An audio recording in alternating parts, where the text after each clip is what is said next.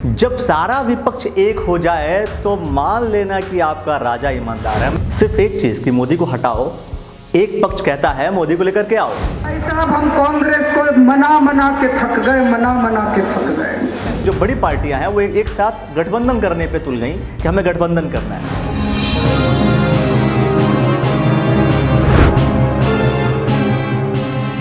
नमस्कार दोस्तों, आप देख रहे हैं चैनल नो योर सिटी। मैं हूं अखिलेश।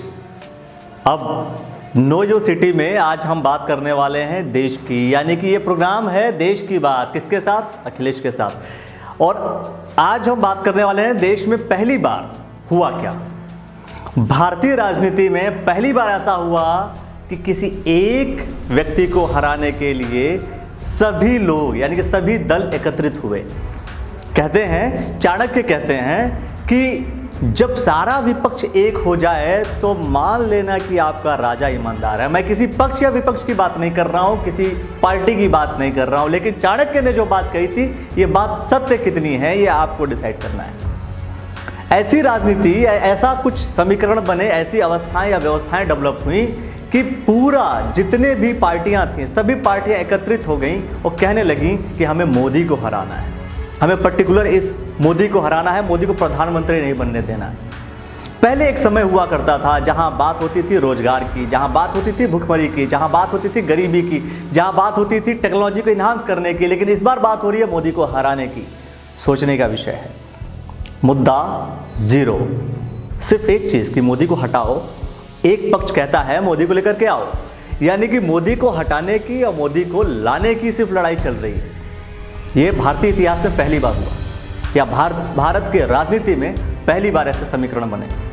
बच्चे को, कुछ लोगों का ये कहना है कि बच्चे को पता है प्रधानमंत्री मोदी का नाम, और पहली बार ऐसा हुआ सभी लोगों ने ठान लिया था हमें वोट किसको करना है। लोग एकत्रित थे, लोगों ने ये कहा कि प्लीज़ हमें डिस्टर्ब ना कीजिए क्योंकि हमने डिसाइड कर रखा है कि हमने वोट किसको करना है। दूसरी पार्टी का व्यक्ति भी उस पार्टी को, मोदी को सपोर्ट करने में लग गया, क्योंकि जब वहाँ राष्ट्र की बात आई तो दूसरे पार्टी के लोग भी उनको सपोर्ट करने लगे।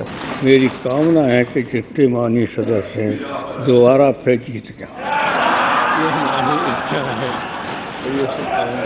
और तो ये भी चाहता हूँ, हम लोग पर इतना बहुमत नहीं आ सकते हैं, प्रधानमंत्री जी आप फिर बने प्रधानमंत्री। हो सकता है कि राजनीतिक उठापटक हैं, जैसे कोई राजनीति में आगे बढ़ रहा हो, उसका साथ देने के लिए कोई जा रहा हो, यह संभव है। लेकिन इतनी बड़ी तादाद में लोग अगर एक व्यक्ति को सपोर्ट करने की बात करना शुरू कर दें तो एक बड़ी बात है। सोचने का विषय है कि आपका राजा कैसा है, या राजा ने किस तरीके से शासन किया कि पूरा देश एक साथ होकर के उस व्यक्ति के लिए काम किया। आप बहुत से एरियाज में जाइए, बहुत से शहरों में जाइए, लोकतंत्र यानी कि लोकसभा का चुनाव चल रहा है, तो इसमें आप देखेंगे कि बहुत से लोग निस्वार्थ भाव से मोदी के लिए वोट मांग रहे हैं। निस्वार्थ भाव से एक ऑटो वाले को देखें आप, वो ऑटो वाला पीछे लगाता है कि पोस्टर कि देश को बचाने के लिए मोदी को वोट करें। उससे पूछने पर वो कहता है साफ कि मुझे इससे पैसे नहीं मिलते, और अगर कांग्रेस 1 करोड़ रुपया भी दे तो मैं उसका प्रचार नहीं करूँगा, मुझे देश देखना है। हमारे माननीय प्रधानमंत्री जी की इतनी उम्र, मेरी भी उम्र उनको लग जाए, देश के उतना मर जाता है। आप कांग्रेस पार्टी में आ जाइए।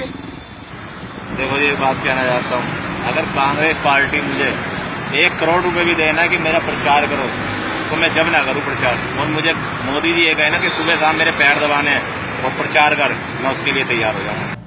देशभक्ति की भावना पहली बार ऐसा हुआ।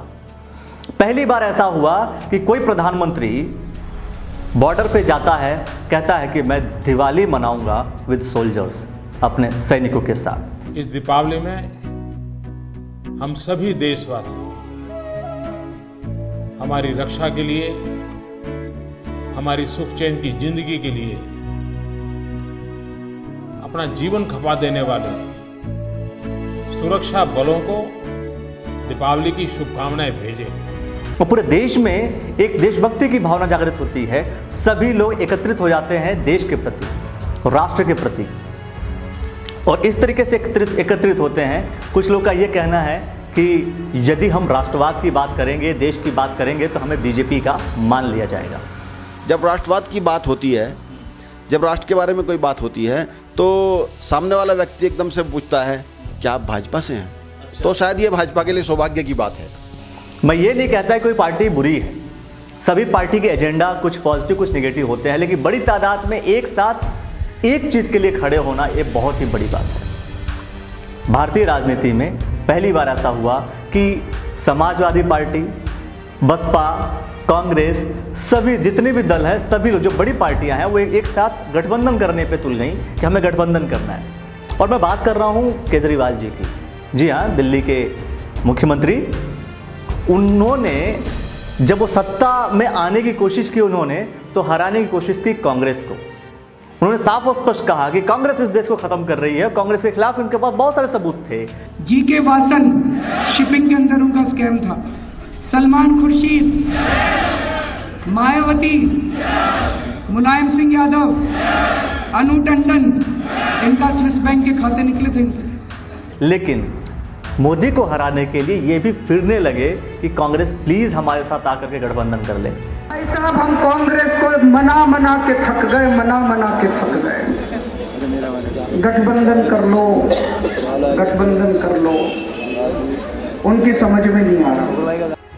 क्या कारण है कि सभी के सभी लोग सिर्फ मोदी को हटाना चाहते हैं? दोस्तों, मैं ये कह रहा हूं कि बाकी सभी पार्टियों में से कुछ ऐसी पार्टियां जरूर होनी चाहिए थी जो ये कहती ठीक है मोदी को सपोर्ट करते हैं, या ये कहती पहले ही कहती कि हमें कांग्रेस को सपोर्ट करना है। लेकिन जब दिखा कि राजा ताकतवर हो रहा है तो सभी एक साथ मिलकर के उसको हराने के पीछे भाग जाते हैं। बाकी रही बात गठबंधन की, गठबंधन अच्छा है बुरा है ये तो आपको डिसाइड करना है। लेकिन भारतीय राजनीति में ऐसा पहली बार हुआ कि देश के प्रधानमंत्री मोदी के अगेंस्ट में सभी पार्टियों ने गठबंधन करना शुरू किया और सभी पार्टियां एकत्रित हुई। यह सोचने का विषय है कि आखिर राजा कैसा है हमारा। तो दोस्तों, आप देख रहे थे देश की बात अखिलेश के साथ, और मैं ऐसे ही देश की बात कुछ ना कुछ आपको बताता रहूँगा और देश की बात करता रहूँगा। इसमें मैं किसी पार्टी की बात नहीं कर रहा हूँ, लेकिन कुछ कांग्रेस की भी कुछ उपलब्धियाँ होंगी, उन उपलब्धियों को भी आपको बताऊँगा जो देश की बात होगी। दोस्तों, ये कंटेंट जो हमने आपको बताया आपको कैसा लगा, आप हमें कमेंट में ज़रूर लिख करके बताएं। यदि आप हमें या फेसबुक पर देख रहे हैं तो हमारे पेज को लाइक करें, यूट्यूब पे देख रहे हैं तो हमारे चैनल को सब्सक्राइब करें। आपका धन्यवाद।